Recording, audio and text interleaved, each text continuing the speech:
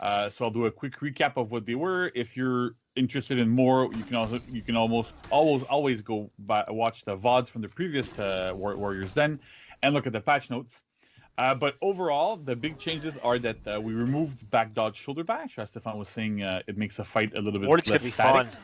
fun. So that's pretty good. Also, his shoulder bash chains from pretty much, well, actually every single one of his attacks except Everything. shoulder bash.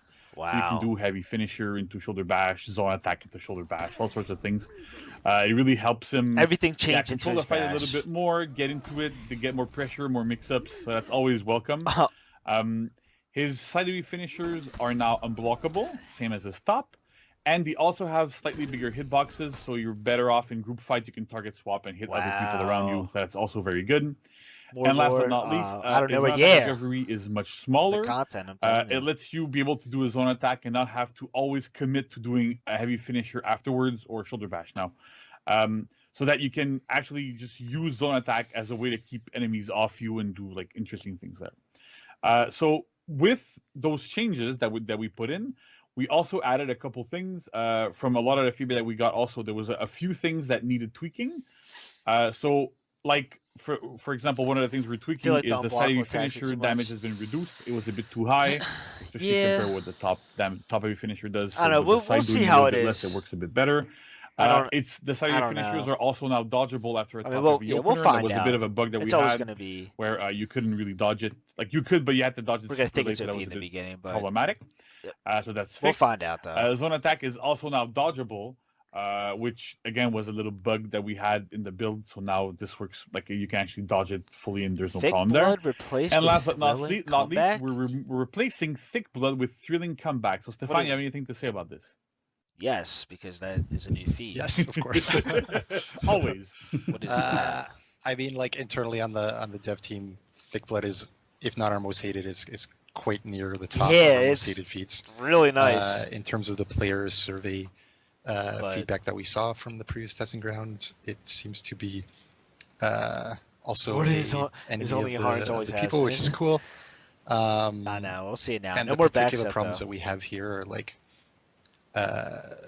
in terms of the survey, like the results would be, how can Warden with Thick Blood Warden exist at the same time that like PK and Nobu are trying to be buffed, with Warden Shaman, straight up deleting their ability to Fire Flask, bleed or get to their in his case new options. Was like, so yes, a huge counter. This, like, we don't want a super feast or famine character like. I want to know what Thrilling Comeback is. So what we're trying to do is keep some of the defensive passive benefits that you get from this tier 2 passive, while actually kind of evening out against the cast and giving you a smaller benefit in more global states, basically.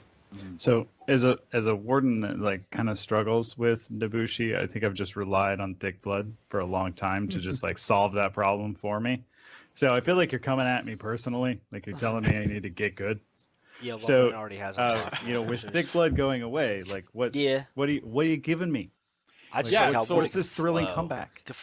Anything. It's gonna be nice from situations. No, basically, what it does is that it replaces Thick Blood entirely. So Thick Blood used to make you immune to bleed and fire damage. So like Steph said, like it was a problem because you literally denied Nobushi, PK, and Shaman a lot of their kits. So instead, we're replacing with Thrilling Comeback, which heals you when you activate Revenge. So it's still a passive. But it has a much more universal use, and it also helps. Basically, normally you pop Revenge while you're getting ganked, you're getting like in a group fight, and you've already lost a bit of health. So be able to heal yourself while you activate Revenge is a much more potent. Okay, I'll take that thing, and it's much more universal, right? It's always going to be useful. I wonder who else Thick Blood was either just overpowered or did close to nothing.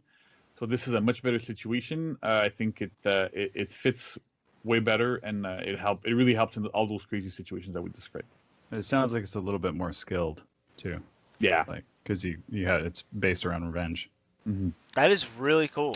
Thanks for walking us through that, guys. I just looking at that list, I think it was a lot of what people were saying, so that's really cool. But there's also other characters.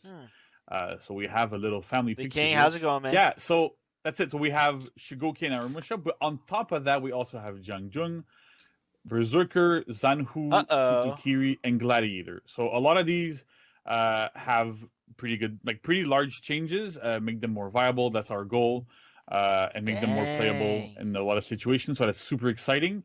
We hope after the event, that you'll join us again soon when we go into changes to more all detail them? as to what their changes are. Wow. Should be happening a little bit before the testing grounds. And yeah, so it's super exciting. Like 7 heroes is a lot of stuff. It's super dense. It's a lot of changes. Feels like season 5. It's for the best. I think we're gonna end up in a much better situation with these guys. So that should be really interesting. We're throwing comeback. So yeah, more. That's more or less what it is. Yeah. Hopefully.